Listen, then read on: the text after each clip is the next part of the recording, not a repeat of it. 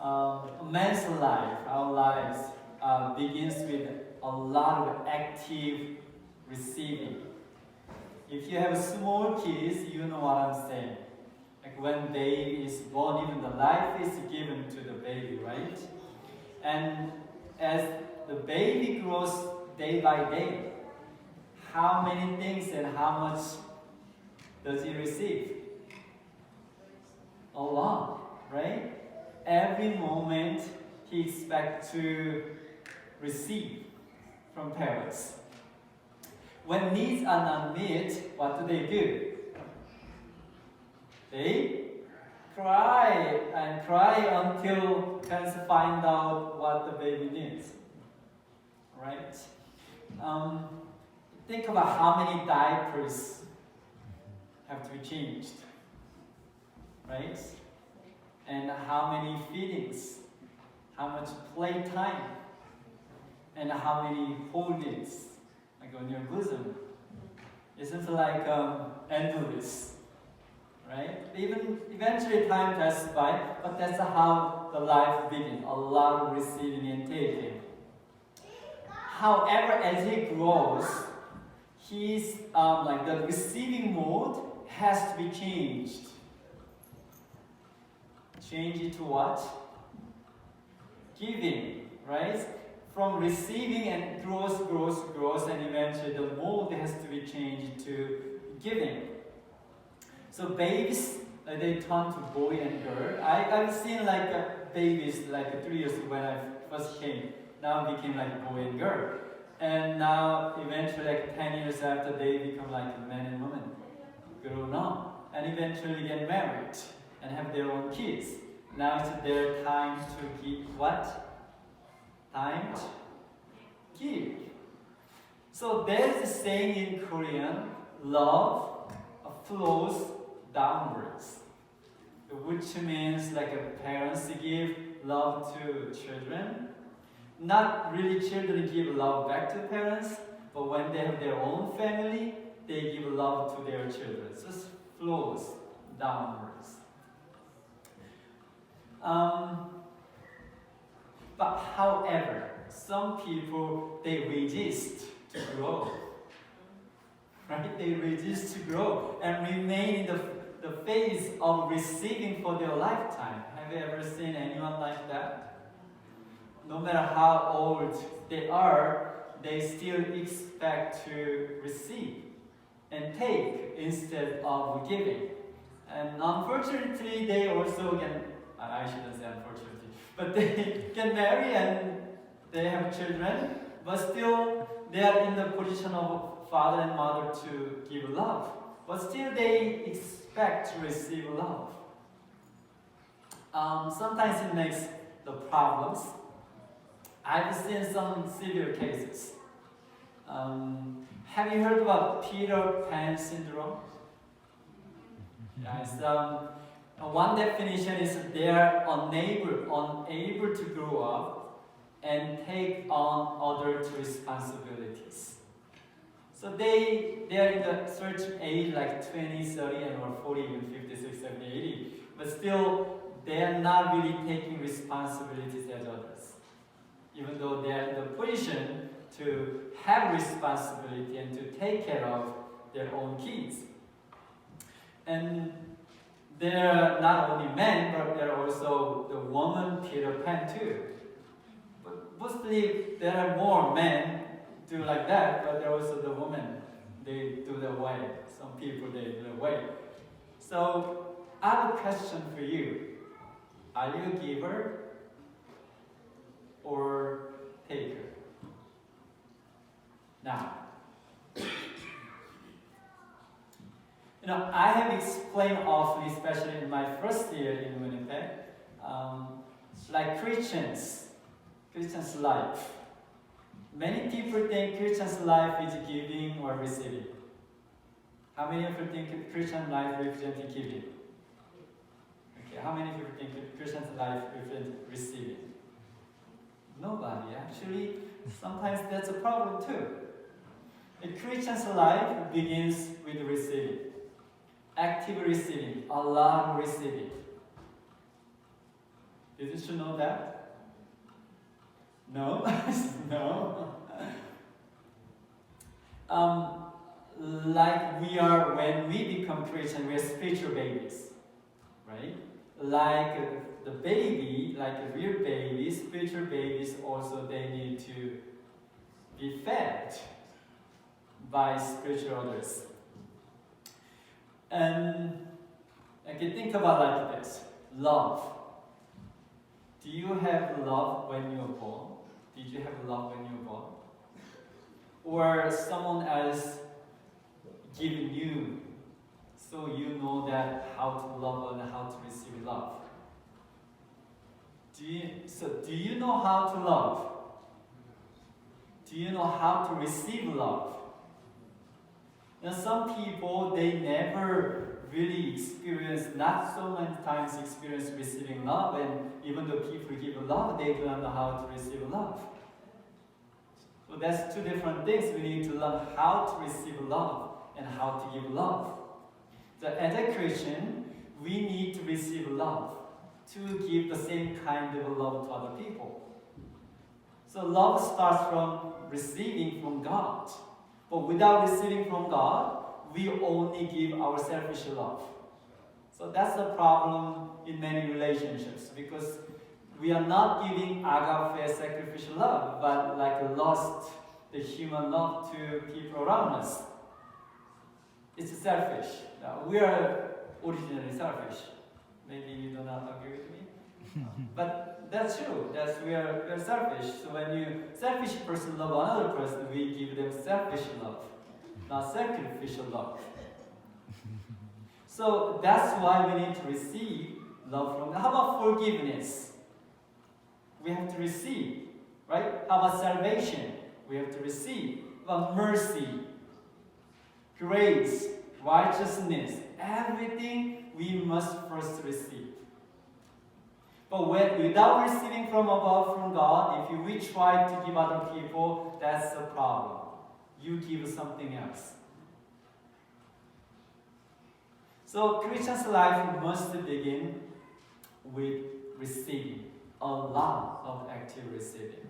But however, as time goes by, it should be a bi-directional.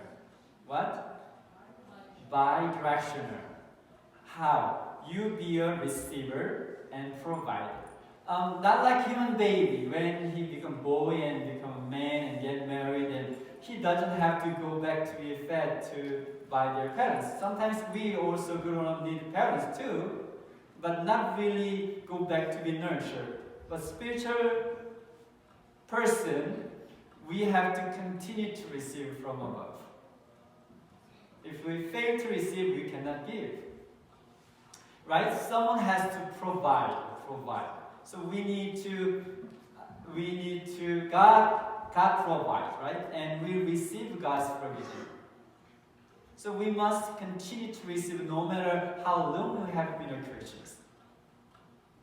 Some people think, oh, no, I'm a pastor, and I'm an elder, I know enough about the Bible, I know everything goes around church, but that's a big mistake.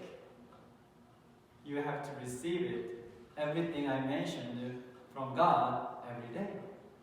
Not once a week, not once a month, not once a year, but every day we have to receive it.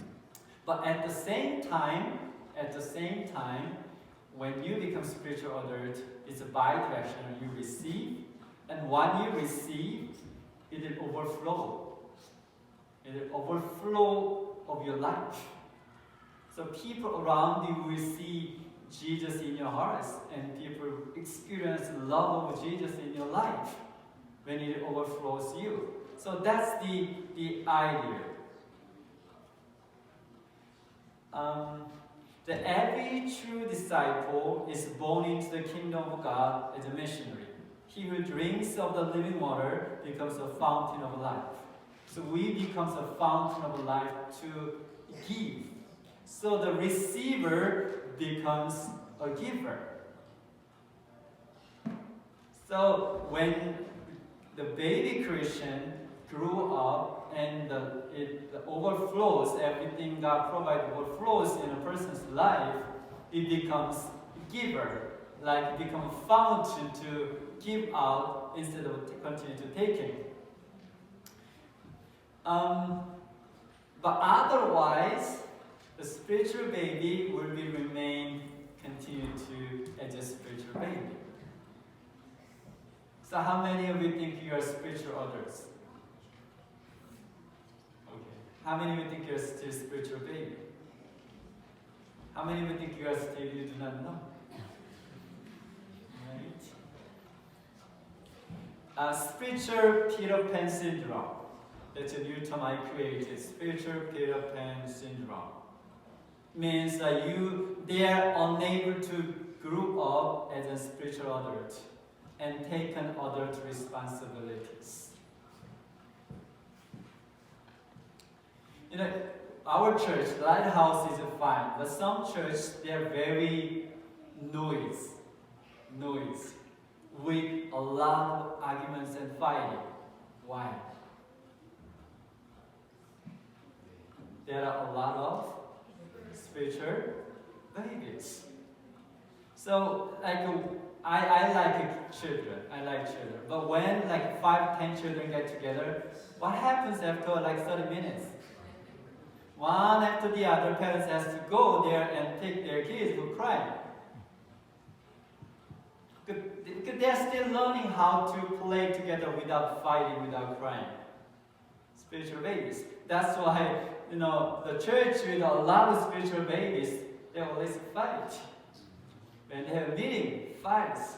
Even then, when they have worship, they fight. When they have events, they fight. They become good fighter. Oh man, that's a big problem. That's a big problem. Spiritual babies. And last week we had a communion service, and I shared something shocked me. So I'm going to review a little bit about what I shared last week. As Jesus was having Last Supper with his disciples, he instituted a communion service, right? We all know that. So he instituted in its place the service that was to be the memorial of his great sacrifice. So when he was doing that, he said, "Do this in remembrance of me." And what did Jesus mean when he said, "Do this"? And in order to answer that question, we need to know what Jesus was doing. Right? So what was Jesus doing? He was leading his last Passover meal with his disciples, right? As he was doing that, he broke bread and gave to all the disciples. Then after that, he poured wine and passed the wine to the disciples. That's what he was doing, right? So when you have communion service, do you receive or do you give? Or what Jesus is receiving or giving? Then are you doing the right communion service? Because Jesus was giving, right? And he said, "Do this." But you guys just sit down and receive, not giving. Don't get me wrong. I'm not telling you that we have to change the communion service. But there's something that we have to learn out of it. Okay. Let's shortly reflect the origin of the Passover. Like Egypt, the ancient Egypt was suffering with plagues. And that's like 10 plagues. The 10th plague was the death of what? Firstborn. Death of the firstborn. And in order to escape, they had to kill the lamb, and the blood must be on the doorpost. So when angels saw the blood of the lamb, the angel will pass over the house, so that the firstborn's life was reserved. That's where the Passover came. And after 10th plague, the Israelites, they were freed from bondage of slavery in Egypt. And this event represents Jesus is freeing us from the bondage of sin. For the Passover, lamb was killed. For our salvation, Jesus was killed. So another way of saying that the Passover, lamb was sacrificed for Israelites' firstborns. And for the salvation of us, the firstborn, Jesus Christ, the only Son, God's Son, I should say firstborn, God's only Son, sacrificed to save us. So that's what actually Jesus said when he was doing like breaking bread and give grape juice. He said, "This bread is what? My body. And this grape juice is what? My blood. Then I'm giving you for the salvation of yours." So what exactly Jesus was doing? He was giving his body, right? He was giving his body. He was giving his blood. In other words, saying he was giving his life. That's what Jesus was doing during the Last Supper with his disciples. And as he was giving his life, his body and blood, he said, "Do this in remembrance of me." So communion service is not the day that we come here and wash our feet and take a piece of bread and small cup of grape juice.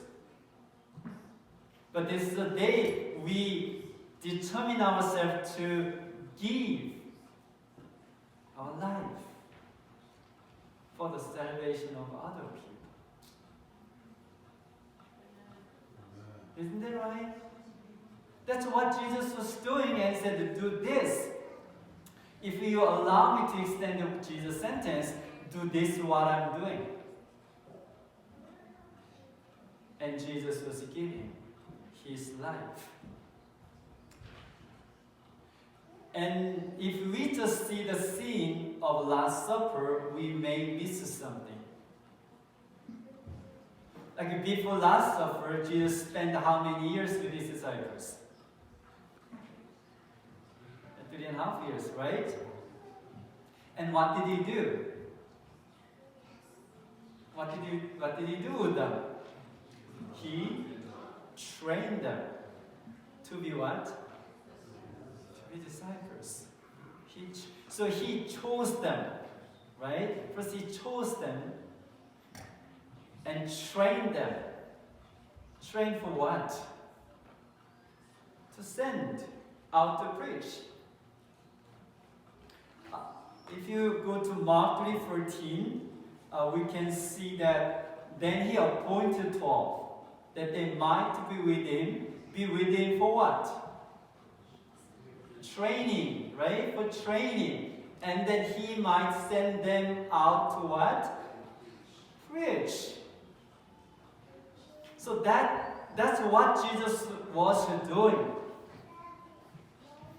Okay? So Jesus was giving his life not at the moment of Last Supper, but he has been giving his life to his disciples, especially for 3.5 years. And now at the last moment of his life, he's saying that, "Do this. You know what I have been doing? I have chosen you and trained you to be a disciple. Now I'm going to the Father. Now it's your turn. It's your turn to go out and give." The communion service we have, it reminds me the definition of a Christian today. What's the definition of a Christian today? You may come, like, I receive forgiveness. It's fine. I receive salvation. I want to have eternal life. I want to go to heaven. I need Jesus to fix my problems and fill my needs. Is it in the position of receiving or giving? receiving, right? So something missing there? Yeah, what is missing? Giving. Think about the Christian life today. Is it more about receiving or more about giving? I told you it has to be bi-directional. But if it is only one direction, we receive and it ends there, it's not the way the Christian should live. We must receive. But somehow the Christianity became I religion. What? I religion. The center of faith isn't Jesus anymore. The center of faith is I, me, my family, my church, only my needs, and so on. So Christianity became I religion, my religion. The center in the Christianity is I, not Jesus Christ anymore. So we just want to receive and continue to receive without giving. And it looks very different religion than Jesus was talking about. What do you think? At least I feel like that way. So what did Jesus mean when he said do this? Jesus meant, I give my life to pay for your sins and give you everlasting life. Once you receive it, now it's your turn to give your life for the salvation of others. Go and share the good news. Tell the world that I paid for their sins. That's what Jesus meant. In other words, Jesus meant, I have chosen you to become my disciples. I have loved you, trained you, and gave my life for you. It's time for you to do as I have done for you. And for people, find the people, love them and train them, and give your life for their salvation. And as you do this, remember how I have loved you. That's what Jesus meant when he said, do this in remembrance of me. Not just sit down and continue to receive.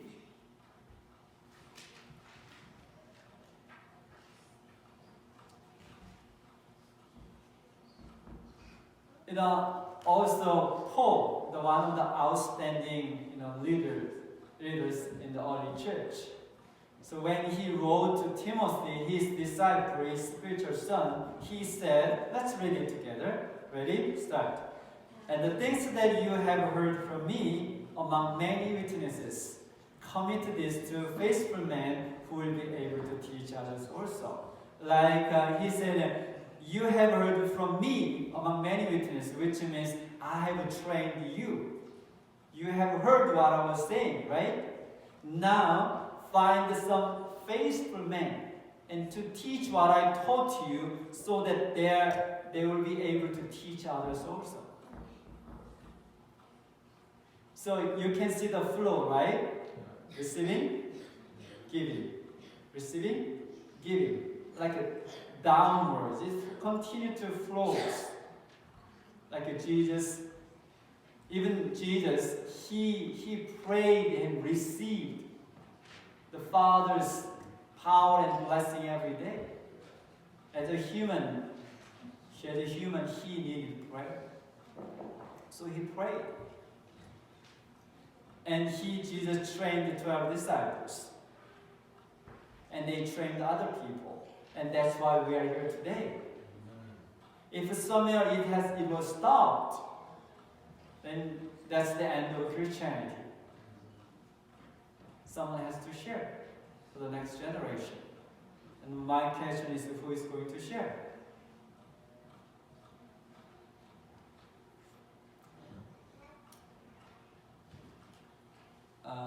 I don't know how many of you would recall this moment. It's November 18, 2017. At that time, we had first meeting with disciple training candidates. We were at the 12. We started with 12. And years passed by, and 6 of them finished the training. Do you know who are they? like Patrick, Joyce, Collins, Sarah, Chich, and John. They have finished this disciple training. I thank God for their ministry. And now it's a high time to start second generation disciple training. Okay? So from today, I'm recruiting disciple training candidates. So after you listen to the Word of God today, you feel that now it's your time to give. But you cannot give without having training, right? So if you feel that now is your time, if the Holy Spirit tells you, or if you have been praying that I want to be trained as a disciple, then your chance is given to you. So pray about it, and the Holy Spirit touches your heart, and you can let me know. And we can find time to have disciple training together. And this time, I'm going to apply like two different ways. The one, I'm going to have a class on Saturday morning. So during Sabbath school lesson study, so I'm going to train one group as a disciple training. So if you do not have time during the week, so you can join this class to be trained to work for the Lord. And the second class will be organized during the week. And if you think, oh, still, I want to have a Sabbath school lesson study and I can spare time during the week, then you can join during the week, during the week disciple training class. Okay, so two different ways. So if if it has been your desire, and if the Holy Spirit tells you, and you can let me know. The training material is from the Fast. I don't know how many of you heard about it, and it has like three steps. First is the survival kit, has 5 lessons. Second, basic training has 9 lessons, and team tactics has 9 lessons. So it's not a short-term training; it's a long-term training. In order to join, you must be available. What? Available, right? If you say, I'm coming and you never show up, then you are not available, right? So you must think about your life pattern. So you must know whether you are available. If it's available during the Sabbath school lesson study time or available during the week. So if it's during the Sabbath school time, it takes longer to finish the lesson, because we have only less than an hour. But if you join the group during the week, it takes like 2 hours a week. When we get together, we study for 2 hours. So you need to find the time for 2 hours availability. And also you will be required to spend time at least like 30 minutes a day to study the material.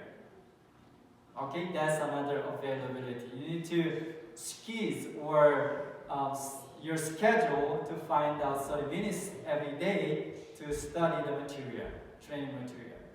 And at the same time, you'll be expected to memorize 1 Bible verse a week. And later training goes, some lessons have 2 Bible verses. That's another availability. You need to find time to meditate and memorize. Okay? Before we go there, and the second, you must be faithful. So once you come and the following you don't show up, and then you go vacation, and it doesn't work that way. It doesn't work that way. So you must, once you start, you must be faithful to what you have decided, like commitment. It comes with accountability. Okay? So once you decide to be trained, you must be accountable for your decision. And then the last one is you must be teachable. What? Teachable. What does teachable mean?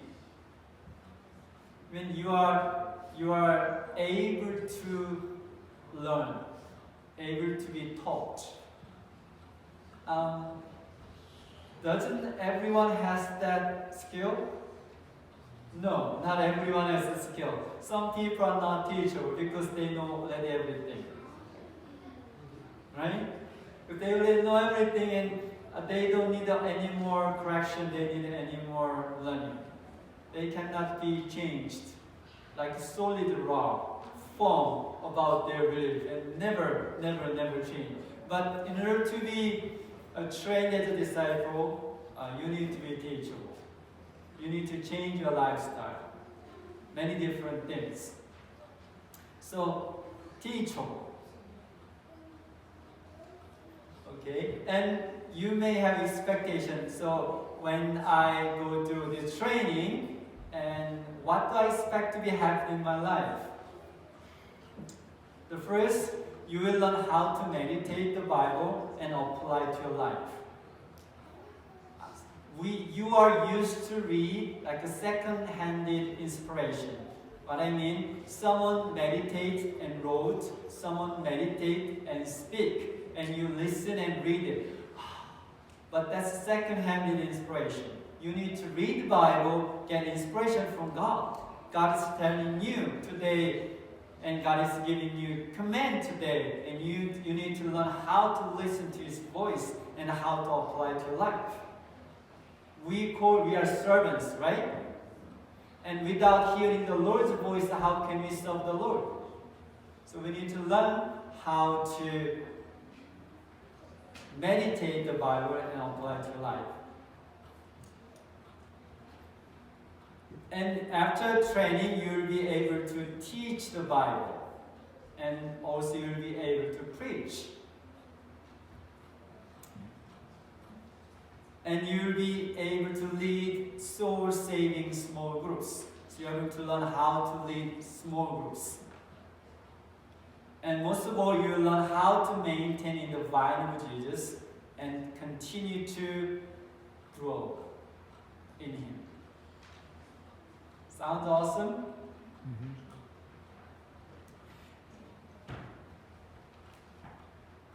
Okay, one slide. So as I described, if the Holy Spirit helps you, if it has been your desire, and waiting for the right time to join to be trained, the chance is given to you. So you can, after you pray about it, you can call me, you can text me, or you can see me face to face and tell me the whatever means of communication, you can share your desire to be trained as a disciple. And as we know, this is Jesus' last will before He departed this earth. And He said, all authority has been given to me in heaven and earth. Go what? Therefore, and make disciples of all nations, baptizing them in the name of the Father and the Son and the Holy Spirit. That's Jesus' last will. And we are waiting for our Lord's second coming. We cannot just sit down and wait.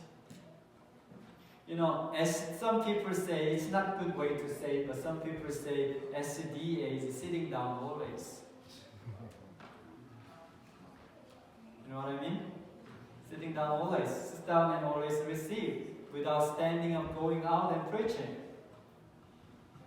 But we are not that SDA, right? So we need to stand up. Stand up. And go. Not home, but go to all nations and preach. God bless you.